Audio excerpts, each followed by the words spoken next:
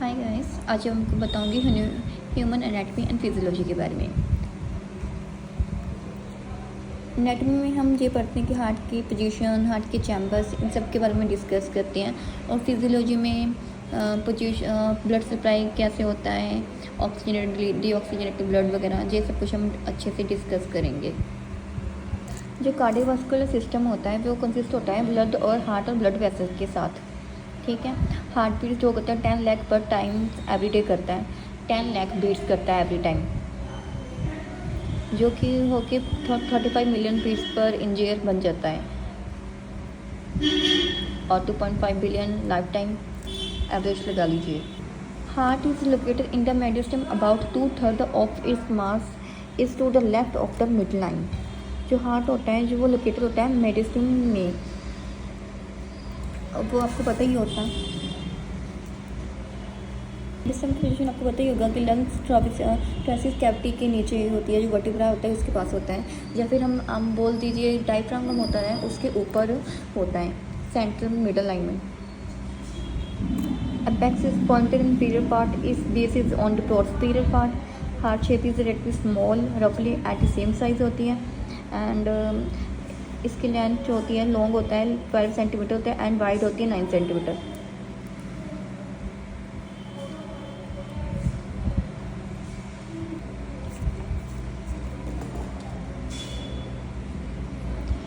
Broadcast point होता है 6 centimetre thick होता है, और एवरेज 500 तक 250 ग्राम इन अडल्ट, एंड फीमेल में 300 ग्राम इन अडल्ट मेल्स होता है। ठीक है,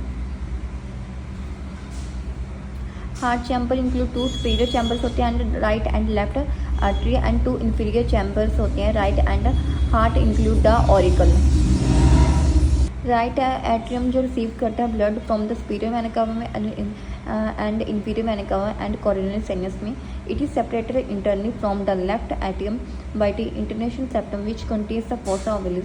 blood exits the right atrium through the tricuspid valve. Chambers, heart के चैम्बर्स 4 होते हैं, right atrium, left atrium, right ventricle, left ventricle. एक साइड में हो जाता है, देखिए एक साइड में आ जाता है डीऑक्सीजनेटेड ब्लड, और दूसरी साइड में आ जाता है ऑक्सीजनेटेड ब्लड। जो ब्लू साइड होती है वो डीऑक्सीजनेटेड होता है, जो रेड साइड है वो ऑक्सीजनेटेड ब्लड होता है। डीऑक्सीजनेटेड राइट एट्रियम से लेके राइट वेंट्रिकल में जाता है, इसमें बीच में वॉल्व होता है, ट्राइकुस्पिड वॉल्व होता है, और ऑक्सीजनेटेड ब्लड लेफ्ट एट्रियम से लेकर लेफ्ट वेंट्रिकल में जाता है। इससे होता है वो प्योरीफाई कर देता है ब्लड को, वो लंग्स जो CO2 को लॉस कर देता है, O2 गेन करता है, इसी तरह से डीऑक्सीजनेटेड ब्लड ऑक्सीजनेटेड हो जाता है। मोस्टली आपको एग्ज़ाम में यही करना है कि आपको जो भी एनाटॉमी फिजियोलॉजी में एग्ज़ाम में ये होता है मोस्टली कि हमें, अगर मेन क्वेश्चन होता है कि अगर हम डायग्राम बना देते हैं ना, तो डायग्राम से हमें मार्क्स फुल मिलने की उम्मीद हो जाती है। और फुल भी ना लिखें, अगर थोड़ी सी थ्योरी लिखें और डायग्राम आती हो, डायग्राम फिल करते हैं तो बेटर हो जाता है। इसलिए हमें लोग पूछते हैं कि स्टूडेंट्स पूछते हैं कि हमें मैम इतनी थ्योरी याद नहीं होती, आप मेन पॉइंट्स ही याद रख लीजिए। जैसे कि अगर हार्ट के बारे में पूछते हैं उसके चैम्बर्स याद रख लीजिए कि 4 चैम्बर्स होती हैं, कौन सी सप्लाई कहाँ से होती है, ऑक्सीजनेटेड ब्लड कहाँ सप्लाई करता है, डीऑक्सीजनेटेड सप्लाई कैसे करती है। और कभी कभी मान के क्वेश्चन भी आ जाते हैं कि हम जो डीऑक्सीजनेटेड ब्लड जो हो या ऑक्सीजनेटेड ब्लड हो कहाँ से होता है। इसका आंसर होता है लंग्स से, और डीऑक्सीजनेटेड ब्लड ऑक्सीजनेटेड होकर निकलता है क्योंकि वो CO2 जो लॉस करता है और O2 गेन करता है। आगे बता रही हूँ टाइप्स ऑफ ब्लड वेसल्स क्या होती हैं। आर्टरीज होती है, वेन्स होती है, कैपिलरीज होती है।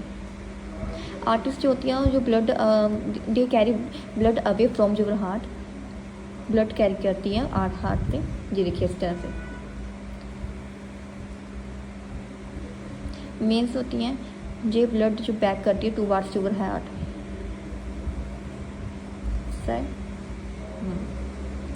कैपिलरीज होती है जो स्मॉलेस्ट ब्लड वेसल्स होती है, कनेक्ट करती है आर्टरीज एंड वेन्स को इस तरह से।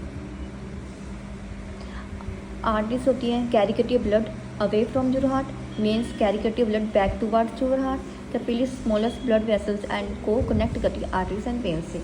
ये रही डायग्राम, जो आप अच्छे से अगर रिवाइज कर लें, बनानी सीख लें और एग्ज़ाम में आता है और उसमें ये भी बनाते हैं तो आपको अच्छे खासे मार्क्स आ जाएंगे। अगर 5 मार्क्स का क्वेश्चन आता है, अगर डायग्राम के साथ अपने इसको थोड़ा सा एक्सप्लेन कर दिया थ्योरी में, इस तरह से पॉइंट्स लिख के कि राइट एट्रियम क्या करता है, राइट वेंट्रिकल क्या करता है, लेफ्ट वेंट्रिकल क्या करता है, इन चीज़ों को थोड़ा थोड़ा एक्सप्लेन कर दिया तो आपको अच्छे खासे मार्क्स आ जाएंगे। लेकिन राइट एट्रियम रिसीव्स करता है deoxygenated blood from the body, right ventricle का कहते हैं पंप्स करता है deoxygenated blood to the lungs, और लेफ्ट एट्रियम रिसीव्स करता है oxygenated blood from the lungs, left ventricle pumps करता है oxygenated blood to the body. Simple है। और ये 4 valves, tricuspid valves, mitral valves, pulmonary valve और बाइकुस्पिड वॉल्व।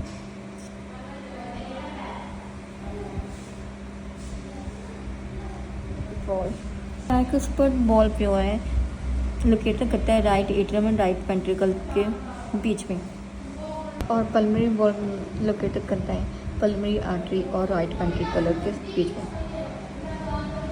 बाइकुस्पिड वॉल्व मिट्रल जिसे मिट्रल वॉल्व बोलते हैं, जो लोकेटेड करता है लेफ्ट एट्रियम और लेफ्ट वेंट्रिकल के बीच में, और Arctic valve left Arctic wall and artwork के बीच में सिचुएट करता है। तो ये वेसल्स होती हैं जो ह्यूमन और एनिमल बॉडी में ब्लड सर्कुलेट करती हैं। They help deliver oxygen to vital organs and tissues and also remove waste products, help करती है वेस्ट प्रोडक्ट को रिमूव करने में। And the vessel that carry blood away from the heart are called arterioles. Your body contains about 60,000 miles of blood vessel, body जो contain करती है 60,000 miles of blood vessel, ठीक है। ब्लड वेसल आर्टरीज वेन्स पहले जिनके बारे में अभी मैंने आपको बताया था।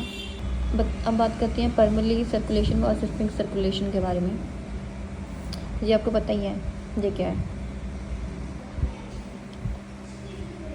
Deoxygenated blood and oxygenated blood. Deoxygenated blood जो होता है राइट एट्रियम से ट्राइकुस्पिड वॉल्व की तरफ जाता है, क्योंकि ये वॉल्व ओपन होता है।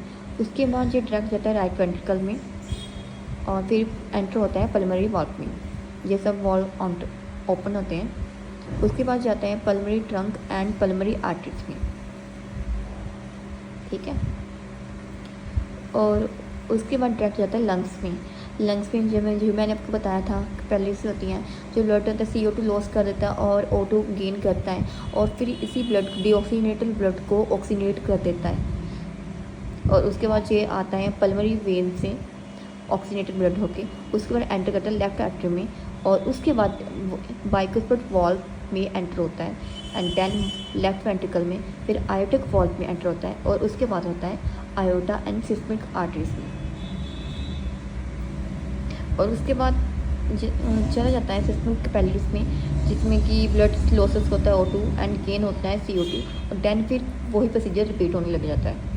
जिन्होंने आपको बताया था ना कि क्वेश्चन बहुत सारे पुट कर सकते हैं कि डीऑक्सीजनेटेड ब्लड और ऑक्सीजन ब्लड कब और कहाँ होता है और कैसे होता है। ये होता है मोस्टली लंग्स में, डिवाइस में होता है। हार्ट साउंड्स के बारे में क्वेश्चन कभी कभी आते हैं, मोस्टली आते तो नहीं हैं, बट मेन पॉइंट्स आप देख लीजिए।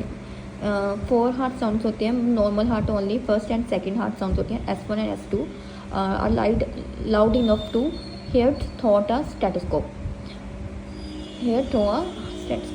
ये जो साउंड होती हैं स्टेथोस्कोप के थ्रू सुनने में S1 S2 काफ़ी होती है। The timing of heart sound relative to other event in the cardiac cycle, and first sound S1 which can be described as a love sound is louder and a bit longer than second sound.